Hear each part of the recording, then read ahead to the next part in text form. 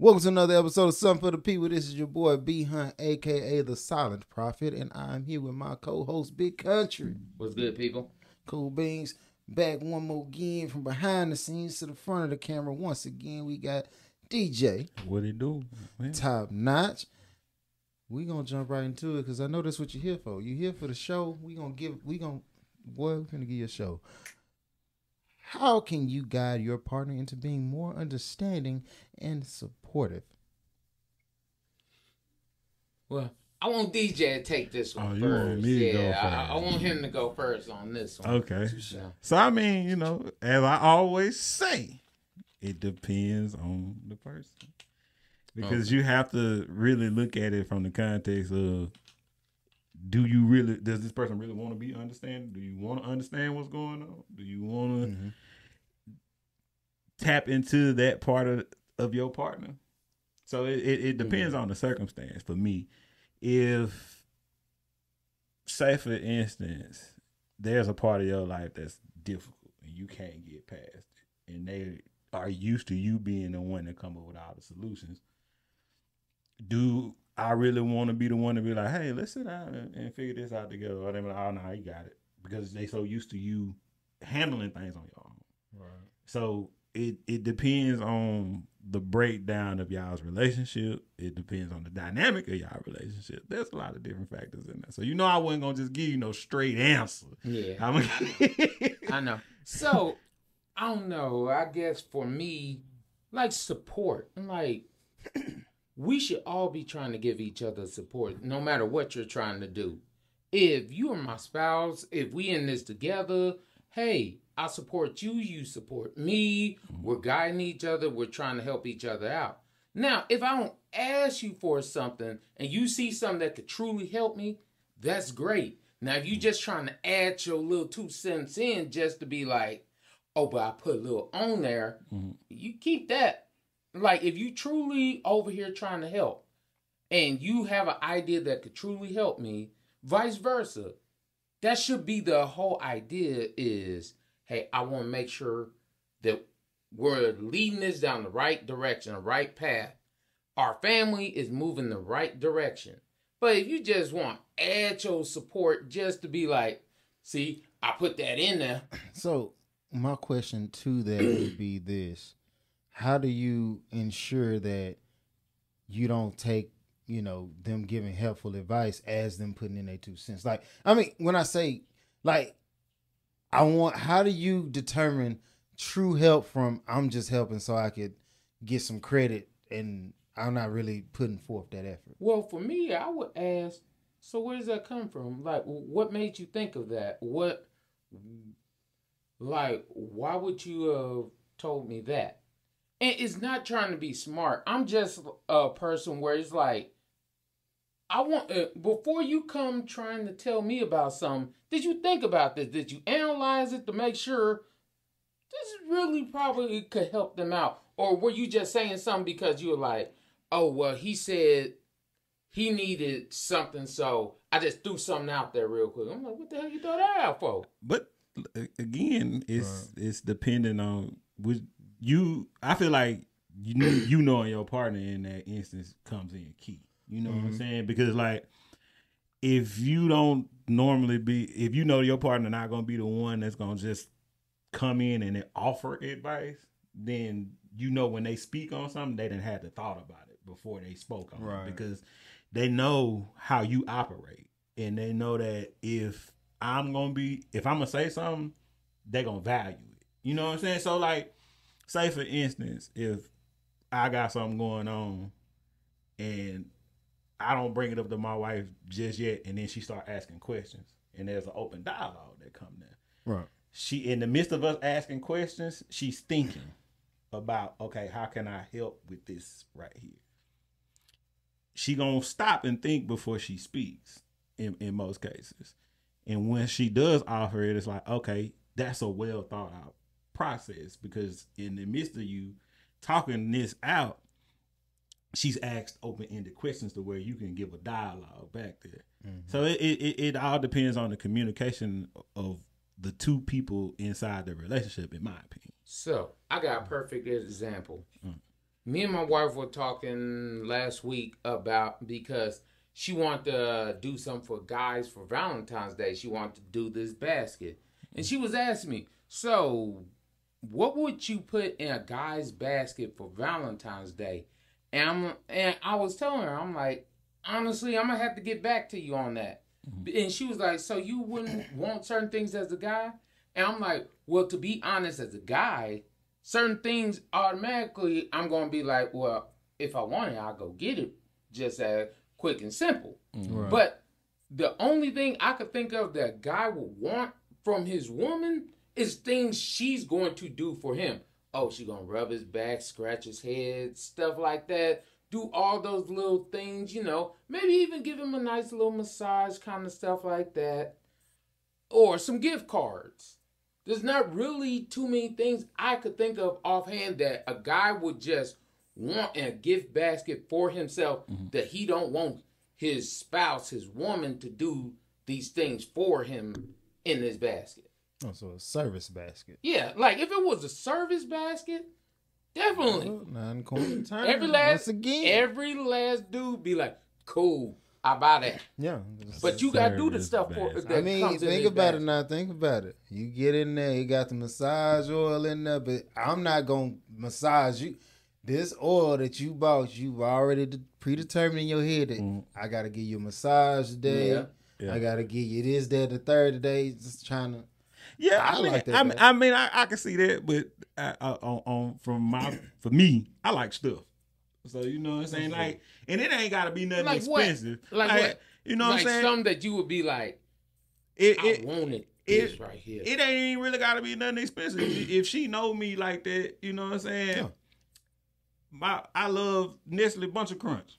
Give me a couple of boxes of Bunch of Crunch. You know what I'm saying, or my favorite snack, my favorite chips or something. Just, that kind of stuff inside of a basket. That goes in tune to paying attention to your partner. They know your favorite things, right. And I mean, I rock.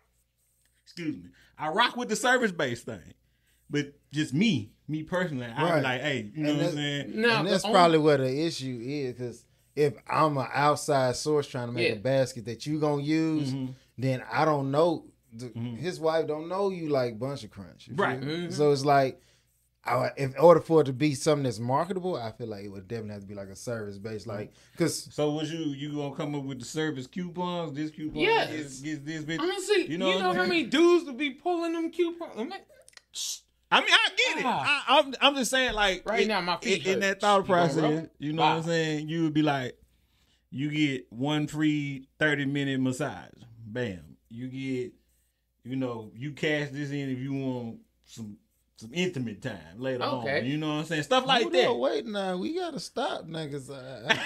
I gotta make this one. I gotta. First of all, it will work. You know how many dudes will buy that basket if you're that coupon book.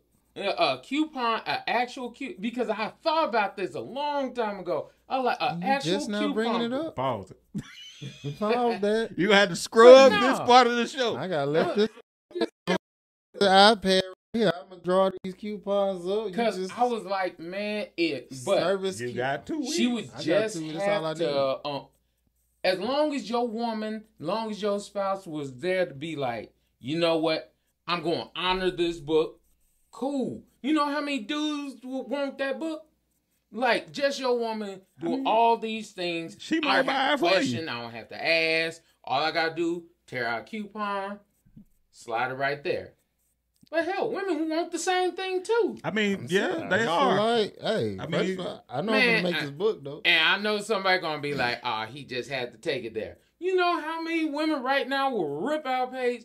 Oh, some head without question. Slide that on over to you. Man, you know how many women be ripping out them coupons real quick? Left and right. Get that done. No question? Nope. No questions asked. There you go. It just is what it is. But that's true. That's what I talk about when it comes to support. Like, the things we have to do for each other is like, I want to be able to help my spouse. I don't want my spouse to think that I'm just trying to add something in there just to be like, oh, you know, I added. So if this takes off, if this does great, if this whatever, remember, I did tell you that. So support. Okay. So would you say that support is situational? I Depending don't on know. the situation. No, I feel like support would always have to be situational. From a government standpoint, right? I don't just give everybody money. I give people who need money, right? Yeah. Like it's situational. Mm-hmm. People can't go to work because of COVID. All right, well, we're gonna give you these packages, this money. It's in relationships, I don't think it operate much different. Oh, you was at work late? How can I support you? Maybe I'm gonna just run the bed for you. That's what I can do for you. I can do. Maybe I put the kids. Yeah, I cook you something. I put the kids sleep already. You just come in, relax, go sleep. So I feel like because if it's not situation based, then it's just a kind gesture. Because you know, okay, and I we can take see that. And I can see truth that. be told, kind gestures we take for granted a lot of times. Right. Oh yeah, for sure. You just did that because you were kind. It's like, oh, thank you. I feel like we take them for granted because we become accustomed to the person that's doing it. right? Yeah. You know what I'm saying? So like, if you got somebody that's always thoughtful, somebody that's always considerate of your feelings, your time, and everything else, but oh well, you know, I walked in the house. My wife. So this me. I tell my wife thank you for everything, and it's just what I do because I don't want to ever feel like You're not thankful. that I'm not thankful for it. She can walk in and hand me a fork. Thank you. I appreciate it. You ain't got to tell me thank you for that. Yeah. I mean, you walked past and was finna get ready to sit down, but you turned around and went and got me a fork. I appreciate that. I appreciate that. Because that means I ain't got to get up and go get Yeah. it. And I can eat my food. You know what I'm saying? So it's just like sometimes those little things, like you say, we take that kind of stuff for granted because we've become accustomed to the person that's doing it for us. Mm-hmm. And if you let that go on too long without any acknowledgement, it could turn into them noticing that you take it for granted. And it's like, okay, well, you wouldn't do that for me. You know what I'm saying? So with that being said, now, do you feel like acknowledgement of the gesture could at a certain point, acknowledgement of the gesture could lead to a desensitization to the thing? Like if you walked in all the time, you was like, and she gave you a fork, you said thank you. She got you this, you said thank you. Eventually, do you feel like I'm gonna say thank you, and she's just gonna be like, okay, yeah, he always say thank you, like a reverse taken for granted? Yeah, I feel like that can happen because it becomes an expectation. Right. You know what I'm saying? Like you just like we know we gotta leave and go to work and do all that. It becomes routine. So most of the time we look at those things that we do routinely as I mean, this is what it is. It ain't no, oh, they took the time out to do that. The thank you goes from thank you, I appreciate it, to oh, appreciate you. You know what I'm saying? It goes from there to there. And so right. I agree. It can become the reverse of desensitized. It can be desensitized after a while. Like I could you have another example. With me and my wife, I always tell my wife I love you. Like if I get off the phone, love you, baby. If I leave, love you, baby. All those things because I truly do love my wife. And anybody that knows me will be like, yeah, he really do love his wife. He do everything he can. But over time, you start noticing that you say a lot, and then does it lose its effect and power sometimes because you say it so much, even though you mean it? Well, I don't know because so for me, I would hang up the phone and not say it in the beginning of when we were married, but she would say it all the time. It wasn't in my mind. It's like, okay, I just talked to you a minute ago. I'm gonna see you later, so I can tell you I love you in person later. Mm-hmm. But I had to get used to the fact that she would say it every time we would hang up on the phone. So now I do. She say I love you. I'm like I love you too. Bye. Hang up the phone. So I had to get used to that. Sometimes people in that context, it's not a desensitization to it. It's a custom. It's something that they have to get used to as far as a behavior. Right. If they're not used to, so like for me, my wife get off the phone with the people that she rock with, she love, her family members, she always say, I love you. They say, I love you too. Me growing up, I didn't have that in the house. So we would always just be like, okay, bye. It would never know love you too, bye. So I wasn't accustomed to that. So when I got into a situation to where it was always that, I'm like, it feels foreign. You know, it's like, well, we don't do that kind of stuff. So I want people to look at it as sometimes it's not that the person is desensitized to it, it's that they're not accustomed to it. It's not something that they grew up with, or that's not something that their family did. Like, you know, we got people that grew up without families showing affection. Like, you ain't no hugs going around. It's just we together. But if you go around somebody else's family, they all hugging each other and they happy. And so when they come to hug you, you like, you know, what's going on here? Like, I'm foreign to it. It's something I'm not used to. So you gotta kind of like take that into account when it comes to people.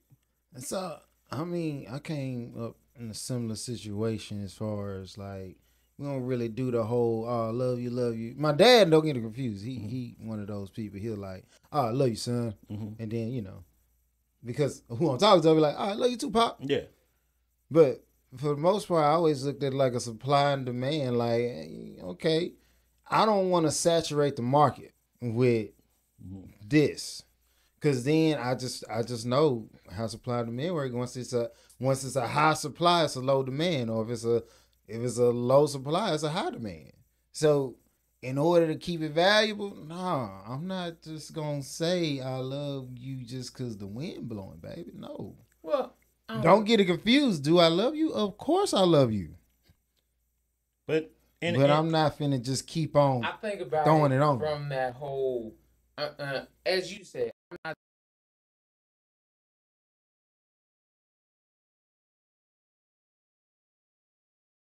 last time, hey, I love you. You did say it, yeah. I did let you know before God closed my eyes or yours, whichever way it goes. Hopefully it's both of us at the same time. But then right now I wouldn't say that because I got kids. Yeah, and so that was my next thing. Like, do you withhold that from your child and then they grow up kind of feeling like you didn't because you didn't say it? Or you feel like your actions alone would reassure them that?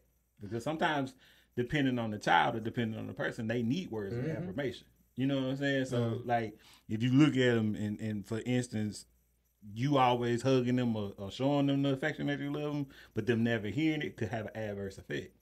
You know, or them always saying, have a good day, I love you, before they go to school. Yeah. You know, it's clicked in their mind. My daddy, my mama, they love me because they tell me this all the time instead of them showing it. Sometimes, especially with children, they believe more of what you say than what they see. Right. Yeah. Because they don't realize that the world that they see right. Yeah, they haven't gotten to that point where it's like, okay, I ain't gotta tell you I love you every day, but I do things to show you that I love you every day. They hadn't got there yet. So sometimes when it comes to kids, I feel like you have to say those things so that way it reaffirms them in their mind that I know they love me because I hear it and then they see it. You know what I'm saying? Right. You show it to them and they hear it. And another example I would say with that would be is like for my daughter, I don't care. I tell her all the time how beautiful she is. And the reason why I tell my daughter how beautiful she is, I don't want no man on this earth to believe he could tell my daughter something that she don't know for a fact from her father, that she don't feel those things from her father before anybody else. So it's like, hey, you at least, hey, you can't tell me, oh, I'm pretty or I love you because I know my daddy tell me all the time. See, that right there, that's a whole nother conversation within itself. Yeah. Because that right there, I feel like is a lot of the reasons why people are a lot of these young girls in the situations that they in now because they didn't get it. Yeah, you know what I'm saying? And then even, and honestly, to tell you the truth, I know men and boys growing up, they tough, but I feel like a lot of the dudes that grow up certain ways, you know, we probably all done had homeboys like that. A lot of them turn into these people because they don't have the love that they have from their mama. Yeah.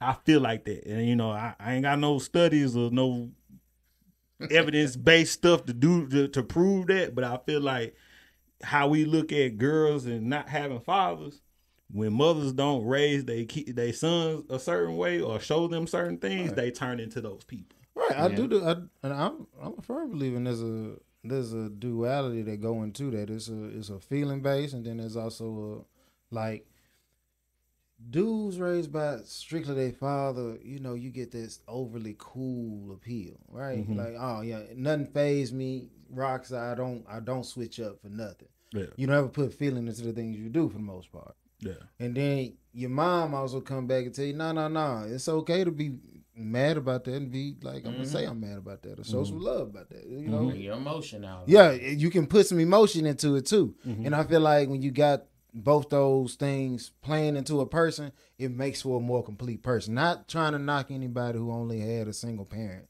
I'm not here to try to shame you or put you down. I'm just saying that there is. I understand if you don't have someone, you do things, you survive in a certain way. Mm-hmm. But the best way is for you to have both ways to be able to lean on. Yeah. Yes, kind of support. It gives you a balance, as we said. and it gives you support. And so I know we about to close with this one, but I want to say support your people. So support your people. Mm-hmm.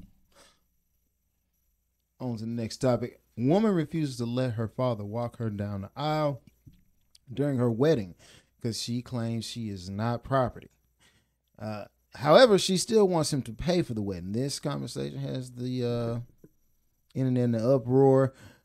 The question then becomes, is this selective equality or a tradition being upheld by masculine ideals? This is stupid. Oh, okay, I'm sorry. I don't care. I don't care who get mad at me about this. Hold up. I'm your father. You over here trying to change the wheel and all this stuff, but you don't want to change the wheel. Oh, father walked daughter down the aisle. Because how it used to be back in the day, the father is giving his daughter over to the man. Righteous. Mm-hmm. And that's what it is. Hey, bro, this is your mantle now. You know, I'm giving up my power because how I used to look at it is your father should be your number one protector till the point in time when you walk down that aisle. Mm-hmm. At that point in time, as a father, I'm putting my daughter in your hands. You should be her number one protector. Yeah. Don't get me wrong. I still kill you behind mine, but you should be the first one in line. Like, I got it. And if you drop the ball, we're gonna talk about it, but I'm gonna pick it up. Yeah, I'm gonna pick it up, but we're gonna have a conversation about it. That's how I looked at it. But it's like you're trying to X out this part and just be like, hey, yeah, still pay for all my stuff, still do all this stuff because I can't afford it by myself. So my question would be is this a issue that they have in like between each other, or is this her trying to change tradition? Because sometimes children and parents have issues. Well, so from how it played out, she basically gave him credit for the thought process, saying, you raised me to be an independent thinker. Mm-hmm. And I do. Now, we can't deny that the origin of the whole giving away of the bride is steeped in, hey, your daughter is property. It's like a dowry. Yeah. From there. Yeah, so for sure. I'm losing a house worker, you gaining one, mm-hmm. you know what I'm saying? Vice versa. Mm-hmm. Here we go. We got to do something to right that wrong. I'm losing property. Mm-hmm. That being said, the history is the history. However, I do believe we are in a space as human beings to where we can rewrite whatever we choose to. Just because that's the past of it, don't hold the same weight. Soul food. We talk about soul food all the time, but that's the food for the slaves. That was the undesirables, and then we mixed up the seasons and all that to make it something that's a worldwide delicacy. But if we look at the history of it, it was the stuff that the other people didn't want. That's what people didn't want. Okay. what I'm saying is, when I ask the question, is it selective equality, is because majority of the time when you got a young man in your family, you're not finna pay for your son wedding, son. You got here and get it on your own. We all out here. Traditionally, if we being technical, it's the bride's parents that pay for the wedding. However, if you get with somebody and it's their second marriage, you gonna get out here and you finna get it on your own. Yeah, because we done did this the first time. We did this first time. and it's real. And it's becoming a more common trend for that first marriage. Hey, we're gonna buy a lot for you. I got you. But I feel like we've reached a point to where it's gone beyond the essentials. Hey, I'm gonna help you with this, that, and the third, or I play a portion to now.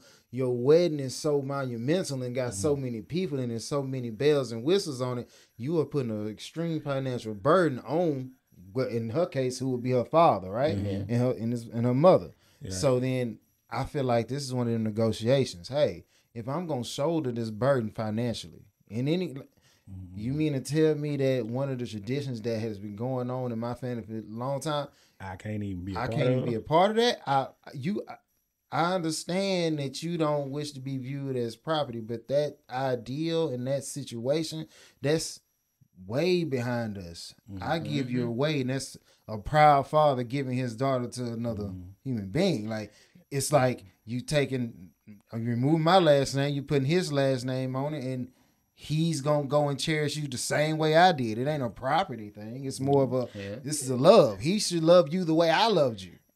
And that's what I say is a symbolic, like, you know. Yeah, and so for me, I'm gonna say this. True shot. And people might not like what I'm about to say, but half the time, the wedding is a grandstand for families. They like, we put so much money and effort and time into it, and it's basically a glorified party for families and not really about the whole. Yeah, it ain't about them at all, because all of us done sat up there. What do you actually remember about your wedding after you said I do? Not much. What did you get a chance to enjoy it after that? As far as the reception and all that? No.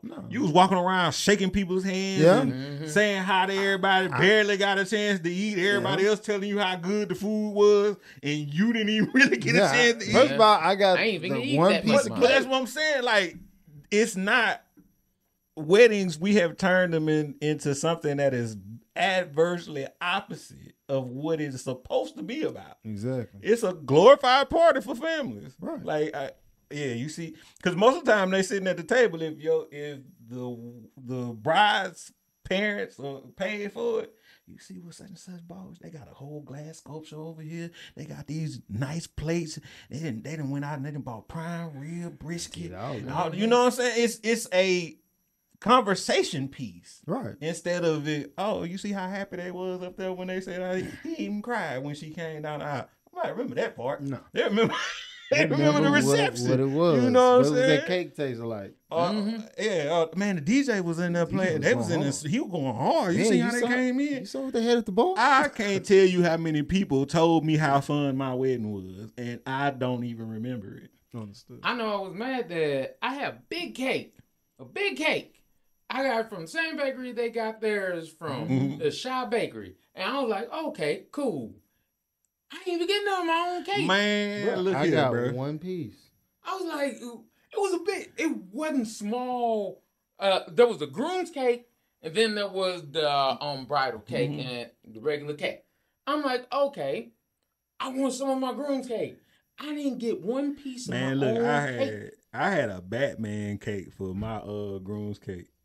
Tell me how much of that cake I actually got a piece of.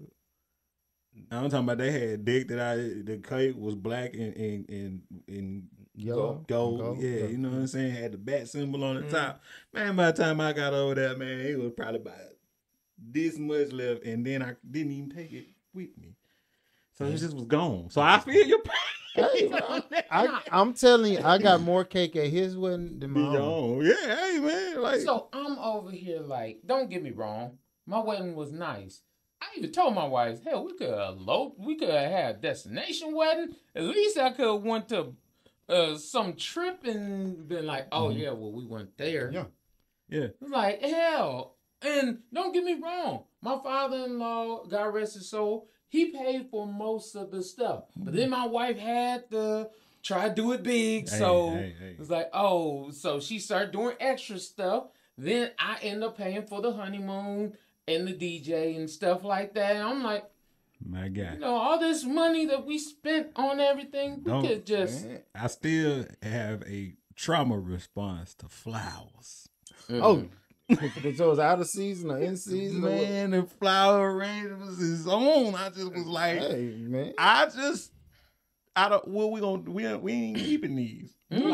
Like they not going with us. I just be like, look, part of that needs to be, we gonna take some of these flowers and try to replant. Now, we gotta have that. Look how much you pay for your tuxes. Like each tux probably between 150 to 200. Oh my! For renting. I bought mine.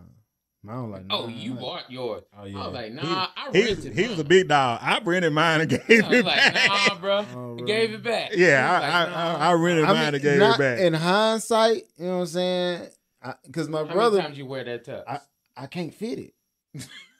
That's the problem. He a whole different person now. I'm a whole different. You know what I'm saying? It's dad bod. It's different now.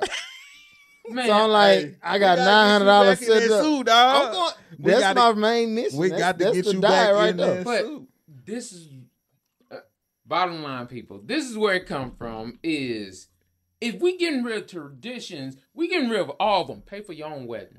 Right. If you want to play that game, if you want to be like, nah, Dad, you raised me to be an independent thinker. Let me walk. Okay, I respect that, and I also raise you to get it on your own, so pay for your own wedding. Right. Now here's the thing. We have gotten to a point where everybody want their way or no way. There's no negotiation in life. Right. But see, people feel like they ain't got to negotiate with nobody because it's my way and I don't care what you think. Mm-hmm. You can't go nowhere in here, in life, and not have to compromise and negotiate with anything. Mm-hmm. You think you can go to work and say, all I'm going to do is work 4 hours, and they're going to be like, okay, that's fine. Mm-hmm. I want them other 4 that you owe me, or you going to be working somewhere else. Right. You think that you can send your child to school and be like, yeah, you can keep them 8 hours. I mean, but you know, that's a whole nother story. Mm-hmm.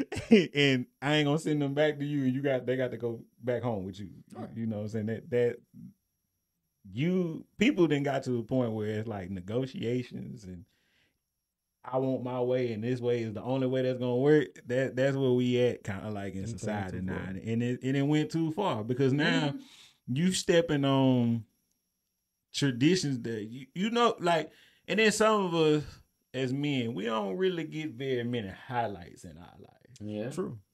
You probably do. You think that this man was waiting all this time? He watched you crawl. He didn't watch you grow up. Watched you turn into a beautiful adult woman, and now you finna get married. Your first boyfriend, all that. He didn't watch all of that. He didn't seen you cry. He didn't wipe your tears away when the first dude broke your heart and told you it's gonna be okay. Bam! Now we here, and now you telling me that I can't do something that I probably been waiting on to do because this is a highlight of my life, and now you finna take it away from me because you feel like I'm treating you as something that I've never shown you that you were. I've never once told you or showed you that I treated you like property. Right. I've never done that. But you want to take away something because, I did teach you to be an independent thinker, but I also taught you that I'm never going to do anything to you to hurt you. Right. This is something that I'm looking forward to.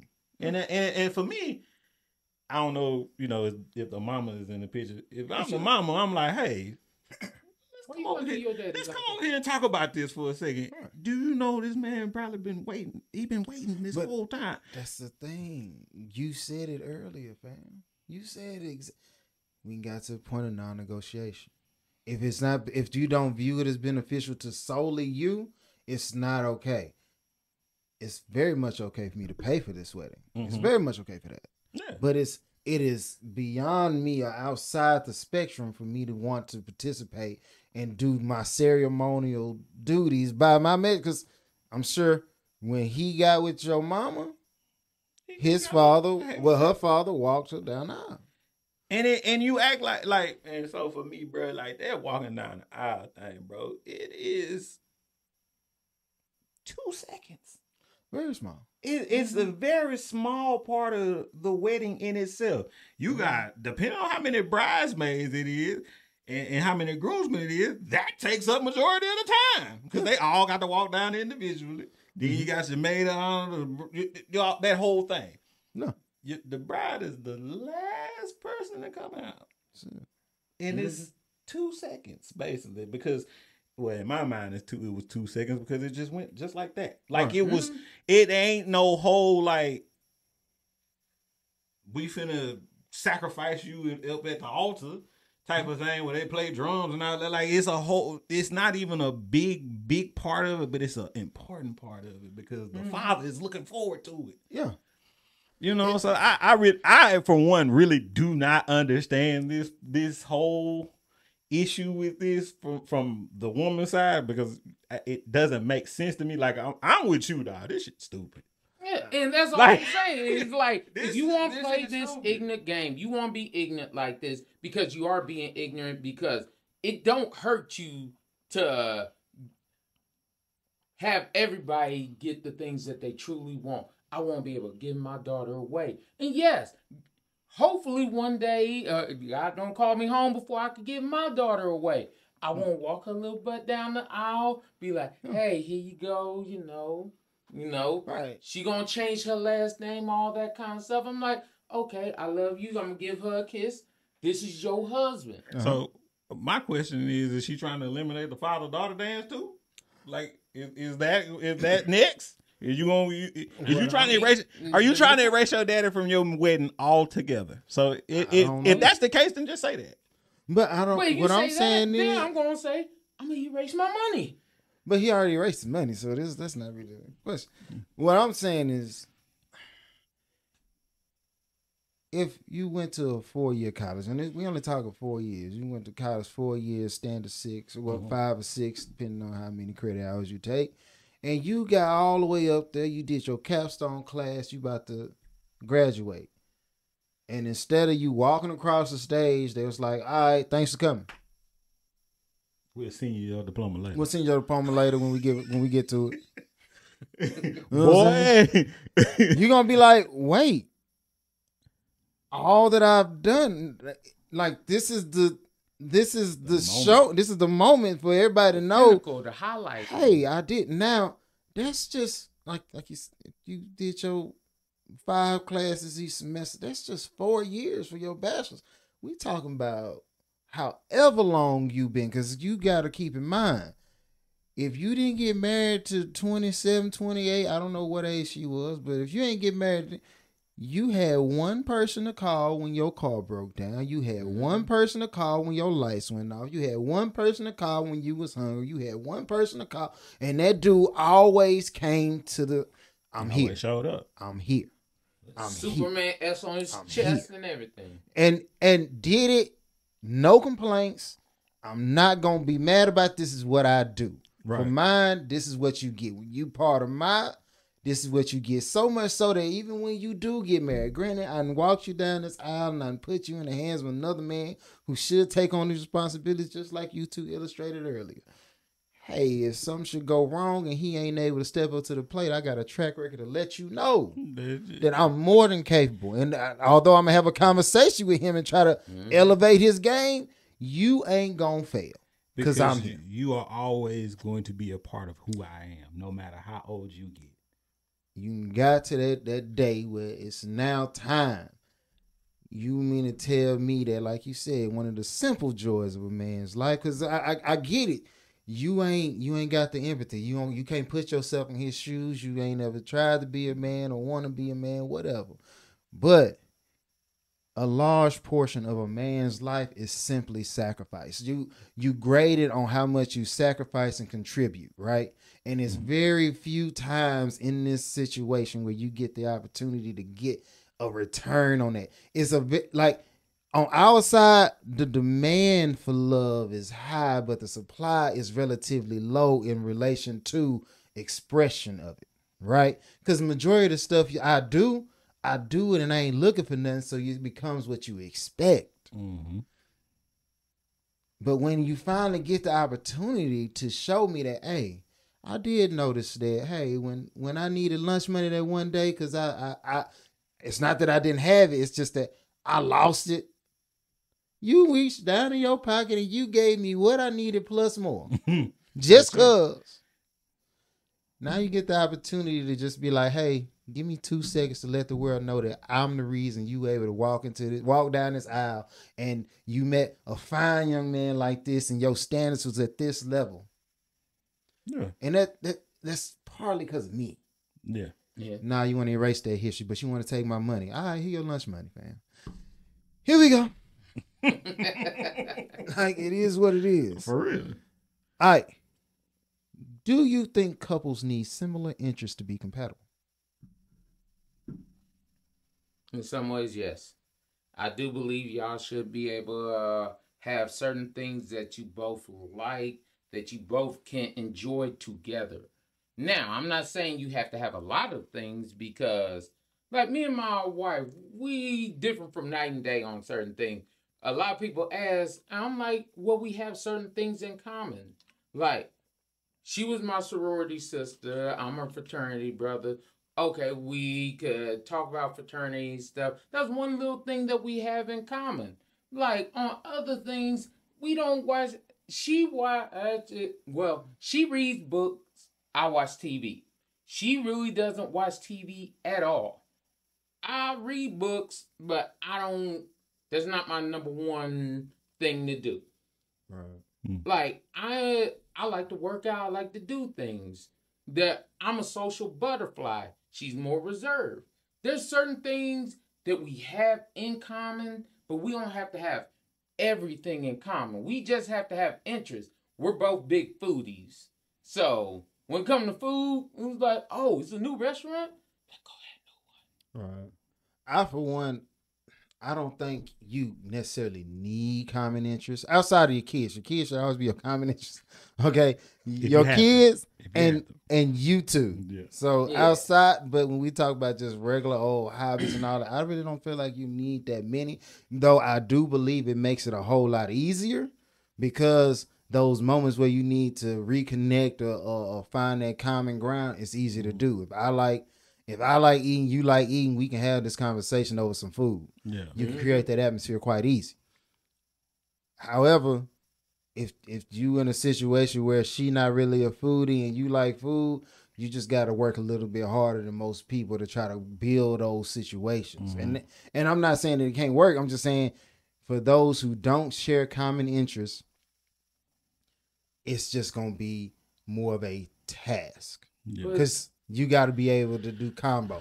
I kind of feel like you don't. Some people start off not having very much in common at all, but I feel like over time you develop things that y'all both like. Right. You know what I'm saying? Like you go through different stages in your life where y'all change. Yeah. Where you may, like for me, sports is my thing. Like I love basketball, I love football, I watch a baseball game. My wife at first couldn't get her to sit down and watch a game. Now on Sundays, we sitting down and we may watch 2-3 games together, you know, and now she know the game. I done taught it to her.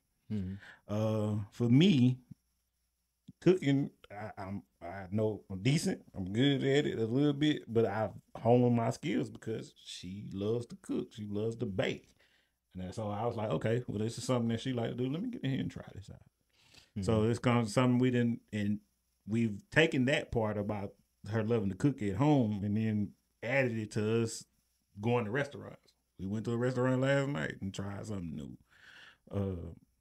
So I feel like over time, with your spouse, with your partner, or even if you dating somebody long term, mm-hmm. you find those little things that y'all may have in common, or even if it's something that you don't really like to do in the beginning, explore it. find it out to see if you will grow to like it, and then that's gonna be something that y'all have in common together that grows over time. And it's like, okay, this is our thing that we do together, you know. And then you can still have your separate things that y'all do on y'all own. You know what I'm saying? Because look, go ahead. Well, I was gonna say you gotta have some interest in common, some type of interest, or grow to like certain things in common. And it doesn't have to be a lot. Yeah. But could you imagine right now everything you like your wife didn't like? No. It's not possible because it's like, and us still make it like. That's what I'm saying. Okay. It can't be everything because you still, hopefully y'all gonna have kids and stuff. Yeah. And you should like each other. And that's the other thing is like, yeah, we should like each other. But think about it. You love sex, but your wife don't like sex at all. Hold up, bro. That's going to be an issue. Then, you want to go out. She don't want to go out. But you got to understand that there's levels to like having similar interests, it varies. So you might be like over the moon about sex. It's not that she's not like it, like she's just against sex. She's just not like that enthused by it. That's just how it is. It's not like, you know how much of a issue that's gonna take after a while. Like, okay, if you one of those, let's just say, people, you out here, when you were single, you were wild. Like you did things, then you settled down, and then you got married. Let's just say if your partner got out here and your partner was never like truly interested, only reason they did it is because you want to do it. So after so long, that is going to take a huge toll on your marriage because the fact is like, hold up, bro. I like it. I want you. Well, I'm just doing it because you want it. Hold up. After so long, that's going to start messing with you. Is she even, or is he even wanting to truly do this, or they're just doing this so I don't go somewhere else? Understood. Yeah, I mean, when you think about it though, if they at a space where am I doing it just because? If it is just because of me, it's like, well, it's not that I won't go anywhere else. They're willing to do it for me. So it's like it's still a level to it, man. And if we speaking on the sexual component is totally different. I feel it is from like if I like jazz and she like rap music. She not gonna really go to no jazz concert with me because she may go just because I want to go. Yeah. But is she gonna turn into a jazz fan? No, that's probably highly unlikely. But but it could happen. But this is why I said it just take more work. You just get you somebody like, okay, if I'm sitting up here listening to Kendrick Lamar and you just notice that in the beat that he selected, it's a particular jazz riff in there. Yeah. Okay, so now we might not be able to go to everybody concert, but at least for that one song, I know you like that one riff and it's new, so he gonna play it. Yeah. Let's get up in there. Let's go see Kendrick. Right. Yes. Right. But imagine if you love music with passion. I love music. Now imagine if your spouse, I hate music. But that's what I'm saying. If we throwing hate around, then that's different. But I'm just saying similar things. Like, I'm not saying that you have to be against it. I'm just saying it's not your cup of tea. It's like, I don't mind if it's there. I don't mind if it's not there. If you're just looking for somebody to have open-ended dialogue about, like, I can't really sit back and talk to neither one of y'all about football outside of how it's played. Like, if you ask me how to play football, I know exactly how to play football. Yeah. But if you ask me, what did such and so do on that day on that play? Bruh, his name on the back of his jersey, and that's somebody else's team. Yeah. It ain't got nothing to do with it. That's all I know. It's just like, I play, 2K is, I play it. That's what I do. My wife not going to pick up no stick if we, only time she going to pick the stick up is if we playing Overcooked. Then she's excited because that's something that we play together. But outside of video games, you think my wife gonna sit there and play 2K with me? No, that's what I'm saying. I just feel like in order for y'all we may not have similar interests, but there are crossovers between interests, and that's for everything. Yeah. Okay. Your let's just say you got a chick who just dig Dungeons and Dragons, but you just dig art. You ain't really into the Dungeons and Dragons. Well, you can still draw. And you can draw them characters. Yeah, you can draw some Dungeons and Dragons. Like I said, with the rap and the king, I just feel like don't let the fact that you ain't got a lot in common deter you because you're going to grow. Like when you get into a relationship, you begin to learn the person, you going to learn more about them because it's not far-fetched to think Bink ain't really finna hop on no video game, but Bink will hop in the kitchen. Mm-hmm. If I can take the kitchen and put it on the game, then Bink can hop on the game. Yeah, for sure. Okay. Easy. Yeah. So it's just, I feel like in order for you to have a situation where you don't have a lot in common, but you, outside the fact that you like the person and you want to build that relationship, then you have to begin to know that person a lot more in order for that relationship to, okay, hey. You cultivate life. Yeah, I know what you like. Is there, let me go and figure out what them crossovers are, what them sections are. Hey, like I said, Kendrick Lamar, Smooth Jazz Riff, he got something in there, boom. Can you rock with that? Okay, no. I then maybe listening to the older rapper. I don't know. Oh, you don't really like dealing with cars or what? Okay, well, maybe it's this, maybe it's that. Where can I insert one of your passions and one of my passions? And where was that brainchild between them two creators? I can find that. Yeah. Okay. And so you don't have to have those similarities right off the bat to develop a quality blossoming relationship. I just feel like you have to go into it with the idea that, hey, I know in order for us to maintain and grow, I'm going to have to figure out how to bring her world and merge it with mine in some fashion. Yeah, for sure. I agree with that wholeheartedly. I agree with it. Oh, okay. Cool. We are going to jump into You Won't Believe This, and You Won't Believe This is brought to you by... As always, love to shout out my beautiful wife. Love you, baby. Check out Traces Like Mine, Wasted Desires, and Yanni Like Mine. Traces Like Mine, hair care product for a black woman by a black woman. Actually, for all people. She has shampoos, conditioners, different things to help your hair grow, to help your nails grow, make your body shine. Wasted Desires. These are waist beads, anklets, bracelets, thigh chains. You go wasteddesires.com. You can find all these things to make your body glitter and shine. And Yanni Like Mine. Ladies, if you don't know what your Yanni is, look it up. It does not clean itself. Top notch. Shout out my boy Bryce, Slaughter Cuts in Fort Worth, Texas. Also, y'all love basketball. Check out We Talk Mavs on YouTube. Also, you want to shout us out a little bit? Oh, we gonna do it? Yeah.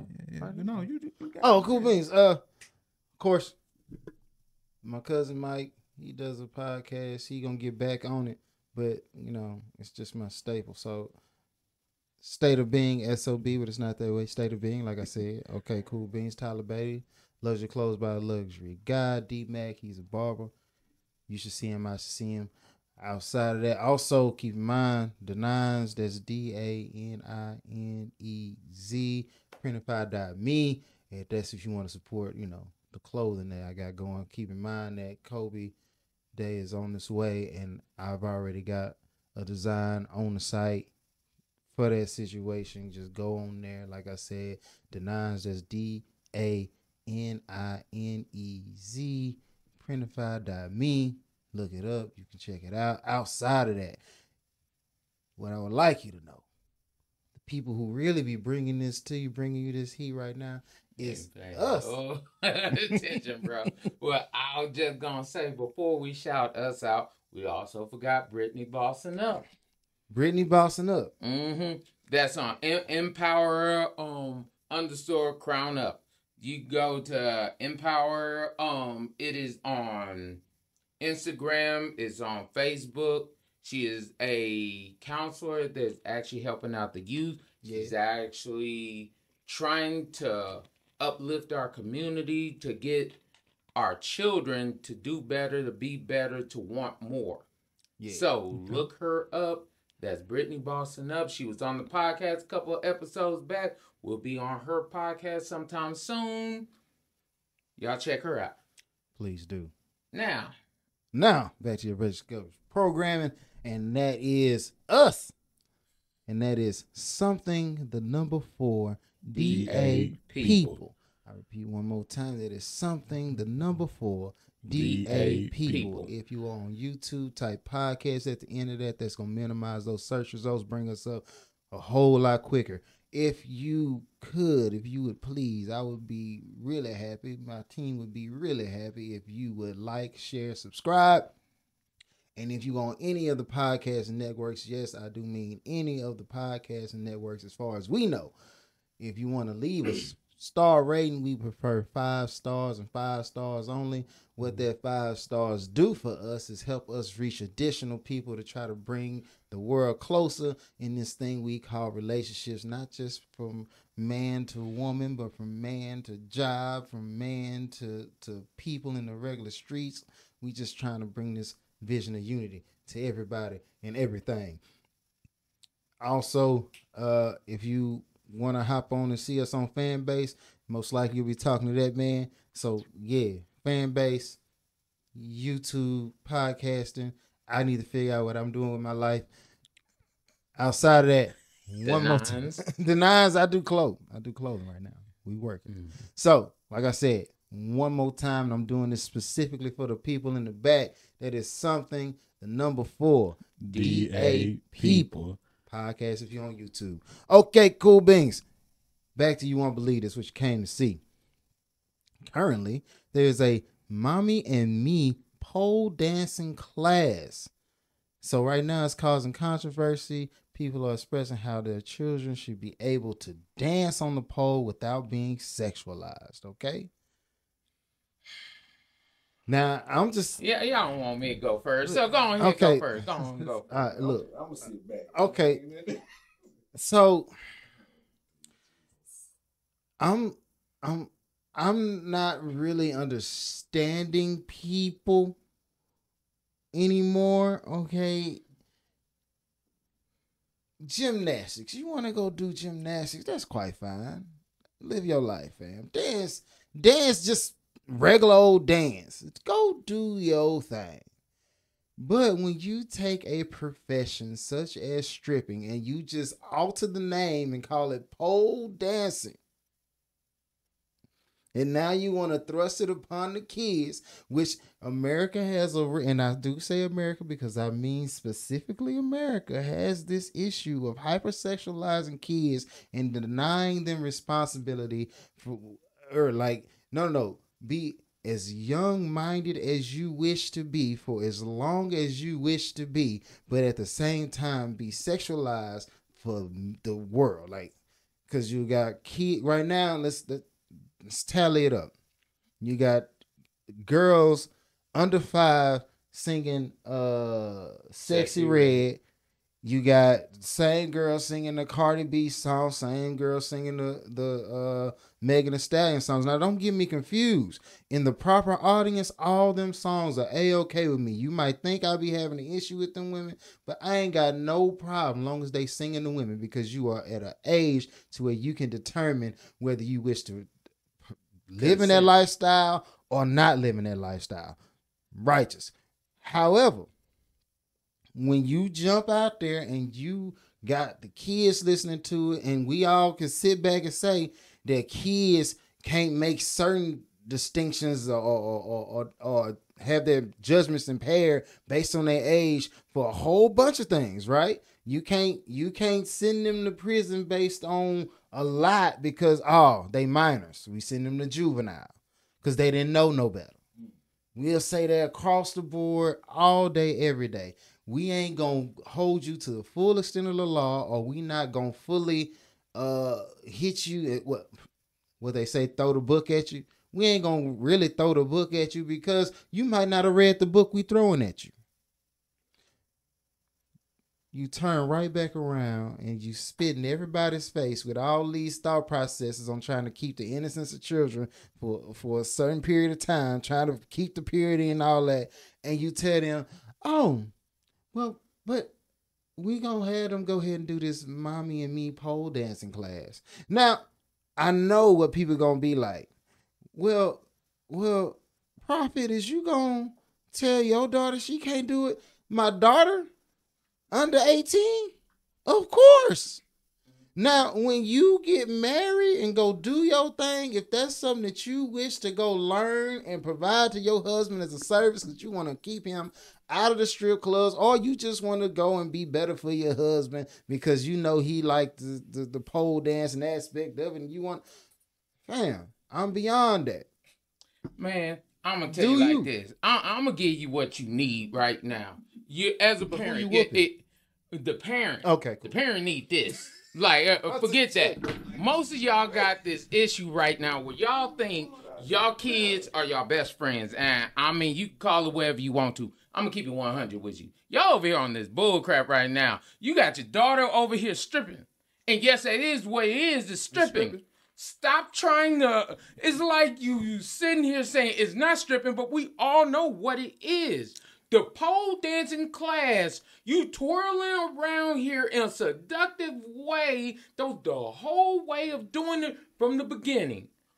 You trying to give some ancient prophecy of, oh, well, they used to do pole dancing out here. No, nobody. There is nobody can sit here and quote offhand without trying to look it up where the hell pole dancing came from and step the strip club. Hey, I'm saying like this is, man. The only pole dancing that the kids was doing was around the maypole when people asked. I don't understand why we keep trying to sexualize our little kids. It ain't even the little girls, too. It's the boys. They got the mommy and me with the little boys doing the pole dancing classes, the daughters doing the pole dancing classes. Everybody over here, everybody got on tights and stuff, twirling around the pole and everything. I'm like, I mean, this is another case of where people just want to do whatever they want to do. They just want to justify. They want to justify whatever they feel like they can do and what they want to do, and your mind is the one that's warped and theirs is not. No. That's where we at. That's where we at, bro. That's what pisses me off. It's like, if you in your household want to do some ignorant, stupid stuff, you in your household do that stupid stuff. But you trying to force this on me saying, oh no, my daughter should be able to do it with your daughter and we should all... Everybody wants to be able to do what they want to do. And I mean, like, if we been keeping it a buck, bro, we been here for a while. Really? We've been here for a while. Like, everybody that comes up with the idea, oh, this is right, I'm just gonna roll with it. You know, it's out of hand, and it's been out of hand, but it's really becoming more out of hand because we got big. It's stuff everywhere. This is what you just pointed to, the primary culprit right there. We as people are sitting around all day with the biggest distraction, the biggest influencer, we sitting with it every day in your pocket. Yeah. We are sitting with what creates. We are at a certain point, we as black people just be like, oh yeah, we make the culture. I don't even believe that no more. The phone and the media dictate the culture, because if you are being controlled by the media, which we all are for the most part, and then, like I said, you can't, I don't care where you go, it's children as young as 4 and 5 that got cell phones bigger than mine. Yeah. Well, I mean, you know, that's the way to get them out their parents' face. And that's what I'm saying. We've all wished to detach ourselves, and we keep on saying, if you don't raise your kids, the streets gonna raise your kids. But they don't understand that the streets is on the phone now. Yeah. This is what raises people's children now. This right here. What we fail to realize is, and what I hope you learn to realize based on what I'm telling you right now, everybody who got the wrong message, they got a platform. It's more people who not saying what need to be said. They got a platform than people who really living like, because the people who really doing what they supposed to do, we ain't got a lot of time for that. The whole reason we made the podcast is try to bring you quality information from real people living in real life. That was the whole point of this. I'm tired of people telling me what food and restaurants you can't eat at. Because, if he ain't eating at this place or taking you there, he obviously broke. Well, when in the world did the pockets dictate whether a man love you or not? I don't know where that is, but I do know that the divorce rate is substantially higher. Yeah. Because you focused on the wrong. Then stayed married. And then you turn around and we got people saying, oh, no. Based on what the phones say, based on what the media say, your daughter or your son should be up there twirling around on a pole in a seductive way, and it's A-okay. But we already know that pedophilia is a real thing. We already know that hypersexualization of American children is a thing. We already know that if you go watch cartoons right now, they got this situation going. Come on now. I mean, we got cartoons. Pageants, you got all these other things over here pushing these. What was the one where the girls were in the cheerleading where it was like the little 5-year-olds in the little skin tight couldn't even watch clothes. I'm like, what the hell is this? I'm not gonna watch it. I mean, and like he said, man, it's a history, and they got movies that where like what's the movie that Brooke Shields was in when she was younger? They was on the island. Yeah, they were stranded together, and they was teenagers. Yeah, they're teenagers. But you talking about the Blue Lagoon? Blue Lagoon. Yeah. Okay. But think about how how that movie. She was still actually a teenager. Both of them were. Yeah. In that movie, now we got shows like Euphoria that got adults playing kids. Right. But it's still a premise of a show. It's about kids. That's about kids doing adult things. Right. Like, why can't we just let kids be kids? Like let kids grow up as kids. Like, it's hard to actually imagine kids watching just cartoons now. Now they're over here. They got grown-ups playing with kid dolls, acting like they little kids and stuff. I'm like, what? You're not them. Yeah, I don't know, dog. Why can't we just like little boys playing football? Whatever happened to throw up tackle? Whatever happened to the actual being a child stickball? Hey, but you know what though? We do got some people that want to keep kids. Cause man, I went to go look at a spot earlier, and it was some boys outside playing flag football with the cones. Man, you step outside that cone.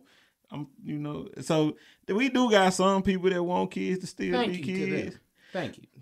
Appreciate you. To those parents. Yeah, I'm talking about they out there having a good time in the cold. But that was the thing. You didn't need a lot to have fun. Yeah. Now all of a sudden you gotta have all this money and have fun. You gotta be spending all this money and have fun. You gotta be doing stupid stuff to have fun. You can't just first of all do regular things. You gotta have somebody recording to say that it was fun.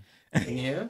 When I was coming up, bro, when we was coming up, I'm saying when we was coming up, bro, I don't need you to know that I enjoyed myself. Yeah. Hey, like real talk, man, half the stuff that we deemed as fun as kids, you know what the recorder was? Our memory. Yeah.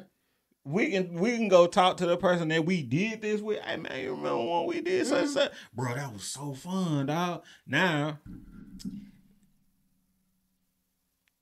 man, let me share this video, y'all, of us sitting around playing the game. What? Like, you remember actually riding bicycles? Man. Like, man, you put the little bit on thing in the back, make it sound like a little motorcycle. Yeah, either a can or the car. Some people used to use the little clothespin with the car. Yeah. You know what I'm saying? But that's the thing is, little things kept you entertained. It didn't cost a lot because we all know our parents didn't have a lot of money, but it was like we still enjoyed life. Now it seems like parents are trying so hard to give their children stuff, but their children are not truly enjoying life. Well, hold on. We got to be clear. I want people to understand. I personally don't feel like you giving your kids much. Not you, but people. Yeah, you give them the visuals so that everybody else is thrown off. But if you ask me what you actually gave your child, you gave them a habit. You gave them something that they need to get rid of. You put them in this mass consumerism mindset to where, instead of eating food today, I'm gonna wear J's. Instead of going to kick it with my friends, I'm gonna videotape myself doing something stupid that could potentially get me locked up, and then with my friend, or die, so that when my friends see it, they can be like, "Oh man, that's cool." You made your children a sideshow, a jester. You ain't making kings and queens no more. You making peasants and comedians. And don't get me confused. I'm not talking about the Dave Chappelle, Cat Williams, D.L. Hughley comedians. I'm talking about the ones that used to have to come in and keep the king entertained, and if you didn't, they was gonna kill you. Yeah. Because the world, The jester. I'm telling you right now, for all the kids that you want to make the YouTube star or the this or that, whatever it is to impress those media moguls, it's very few seats. So all them people who come up and they be like, oh yeah, I'm the next. Yeah, majority going to be the next person out here scraping by trying to figure it out because you ain't spending enough time in the books. You ain't spending enough time trying to educate yourself. And your parents are complicit in it. They assist you in not being what you could be. Yeah. And what you said earlier, because I'm so busy in my life, wrapped up in what I got going, I don't want to deal with you. Here you go. Here, take this phone right here. Go sit down over there and watch enough videos long enough till I can get this done. And let's be real about it. I'm gonna have something else come up before you finish. So go ahead and just press. Keep on going. Keep pressing. That's why I know more kids that know how to swipe and scroll and press play on their own. Yeah, because it's become second nature to them. But if you open the door and tell them to go stand out there and find something to do, they're just gonna stand there and look at you like, what am I supposed to do out here? Right. Like you remember when you were a kid, you used to run, you wanted to go outside. That's what you want to be. How'd your parents punish you? You got to stay inside. You got to stay in the house. Now, go outside. Go outside.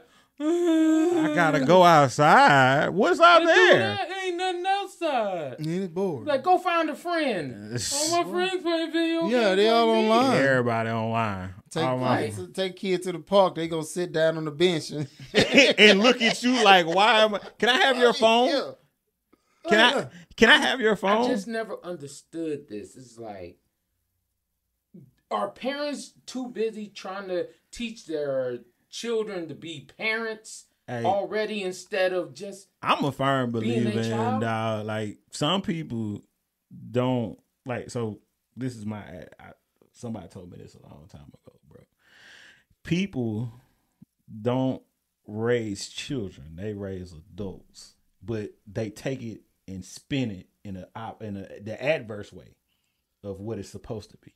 So like you supposed to let a kid be a kid and then progressively teach them how to be a teenager, a young adult, and so that way that they graduate out.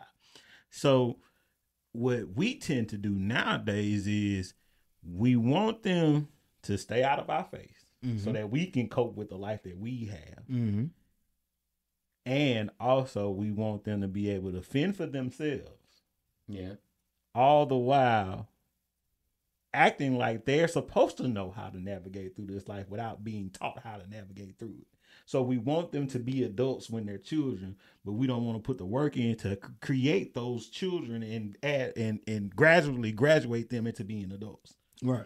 So we want kids, but we treat them like they me or you. Right. We come out. We actually expect for them to be able to, like, okay, I'm gonna hand you this popcorn, go put it in the microwave. And get mad if it get burnt. And then get mad at them if they burn it. But did you walk them through the steps on how to put it in there? Can they read the back of the package and say that it's only supposed to be enough for 2 minutes? Did you teach them how to go to the microwave and press 2 instead of pressing 20? Like, you have to put, like, and I'm not saying all parents do this, but majority of these kids is out here raising themselves. Just trying to figure it out. They just trying to figure out life. And if they find an adult that, and this is where we get in trouble with kids being molested, kidnapped, the whole nine. When they find somebody that's an adult that they gravitate to, and it could be the wrong adult, that's how they get latch on. They latch on because it's like, hey, somebody's paying attention to me. Oh, they're teaching me this. Oh, they're giving me this. They don't. A lot of the times, kids don't want shit. They don't want this kind of stuff. They want you. Right. You know, it's crazy because I was telling him the other day, I give out a lot of discipline, not whoopings, but actually teaching, trying to get you to learn things. And I've told young people, I'm like, hey, somebody should be trying to love you with your clothes on so you don't have to take them off. Right. And I'm like, I am a father. I'm like, I'm going to teach my daughter and my son certain things. Don't get me wrong. I would love to help everybody in the world, but I'm going to make sure I take care of Home first. Home first. But that's the issue.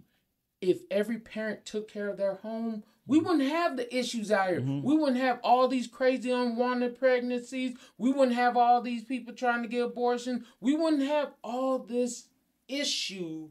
But it's like everybody's like, oh, well, once it becomes a problem, now, see, it's a problem. Well, if you would have fixed it before it became a problem. The world ain't worried about... People get this term confused. People think maintenance is repair. But the only maintenance there is preventative maintenance.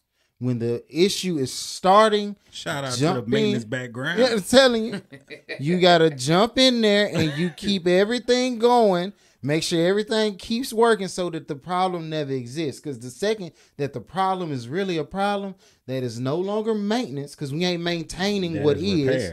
We repairing the situation. Yeah. And majority of the times you got to repair it, you got to replace something. So the fact that the parents wasn't maintaining the child and raising it right, that child had to replace you with some person that that may not have the same, level of love and understand, like they ain't trying to do for yours like you should be trying to do for yours. Yeah, because you had that. I mean, and I know we all probably had friends that they would have rather been at your house than at their own, because they didn't get you. They might have had more stuff than you. Right. Yeah. You can go to their house. They probably got the new 64. They got all 4 controllers, but who there with them? Just them. Hey, dog, you got something to eat? Oh man, it's just it's a couple of noodles in there in the refrigerator. But your mama she ain't making sure you eat. Oh no, not really. Man, come on over to my house. Yeah, bring the game and bring the game with you. You know what I'm saying? And then you got your people, them, and then they always at your house. And then this is the kicker. This is the part that always trips me out. That parent wonders why that kid is always at your house. Why you always want to go down there? Yeah. Because they pay attention to me down there. Yeah, I'm down here. His mama actually loves me like I'm one of them. 9 times out of 10, she's like, "Oh, that's just my little son." Yeah, and that's how it happened. But then it becomes a resentment from the parent that you actually belong to, because you feel like you need to be. It gets ugly. It does. Yeah. Because that parent all of a sudden feels like it's a slight to them. But if you would have done what you needed to do in the first place, and I understand we all work, we all got jobs. Work can't always be but that's the number one crutch that a lot of people have. Oh, I gotta work these jobs and I gotta do this to make sure that you got what you got. But sometimes you have to take a step back and figure out life as what you have inside of your home instead of what you don't have. Why are you doing all this work if it's not for your home? It's not for your people. It's for your own self gratification, bro. I'm like if I'm being honest, a lot of us don't know how to be selfless. A lot of us operate in selfishness. Right. Yeah. We all, like, a lot of us don't. Once we had kids, we don't know how to put the pause on who we used to be and setting these people up. Because I can always come back to me if I never let myself go, but I cannot recreate another one of these. Right. I can't recreate this child that I brought into the world, because it's only going to be one of them. What happens is, it's just like it all comes back to the programming. There's always one star in a show. Mm-hmm. But that's fiction. It's not real. It's not how that really works. Mm-hmm. So when you get to live in your life, there are other people who come in, and just as much as you believe that the whole world is watching you and everything is about you, that's why I had to get to a point I was like, bruh, it don't matter what you wear behind, because the world ain't worried about you, bruh. Looking at nothing that you got on. Like, unless you announce it, they don't care because everybody got their camera facing them. The lens is always on you. When I realized that, it was like, it's about me for me, but it's what was most important to me is my family, my kids, so all that. Even though in my show, if you ask me, B-Hunt, what you most proud of, I'm gonna tell you about the other characters in my show. Oh, my daughter does this. My son, he walk. My wife, she. All these people in my life are the main characters. I took the camera off me once I reached a certain point. It was like, I'd rather you see what the dude behind the camera was able to show you and put on. I'd rather be the producer of my story than the star. I'd rather produce now. Because you get, we said this before, at the end of the day, when it's all said and done and my life is played over, I want my people to be able to tell you who I was. Right. And a lot of us ain't setting that life up. We setting it up for somebody to be able to tell us who we was by how many Instagram pictures we posted, by how many videos we done created, how many likes we got, how much money we done made off of YouTube reels, and how much of a TikTok star we done became, or how viral we done got. By the time they say the internet is forever and technology gonna be forever. But your memories that your children and your family have with you, if you don't create them, that they ain't gonna be forever. Right. You're gonna be you just gonna be another blip in space for the internet. I look at it like this, and I'm just gonna leave it at this. I hope I never have Alzheimer's, but I hope I leave such a memory behind that there'll be enough people that'll be like, hey, let me remind you about this one just in case you forgot. Just in case you didn't know, this is who you are. This is what you did. These are the things you did. That's what, if I lost my memory, those would be the main things I would want over anything else. Yeah. Oh, well, they can remind me, hey, I was a good father. I was a good husband. I was a provider. I love my family. I cherish my community. I cherish my friendships. I wanted more from people, so I gave more. Because the people that really, really, really rock with you, that love you, they're going to come. They're going to come when it's time. And when you know, Lord forbid that your last breath is close, or mine, or yours. But if we get to that promised land, that promise of longevity and long life, for us to be able to sit back and look at the production of everything that has happened in our lifetime, and for people to be able to add to that story is the ultimate thing. You know what I'm saying?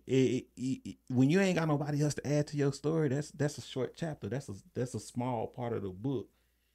You know, it's sad if you think about it. If you think about it in the grand scheme of it, if you go through life only concerned about your own book and not the people that you've produced or the people around you's book, it's going to be a very sad book. You're going to have that single book instead of the volume. That being said, we've already gave our volume 1 of something for the people. And this is part of us going into volume 2. Y'all hold it down. It's been another episode. Be easy. Peace.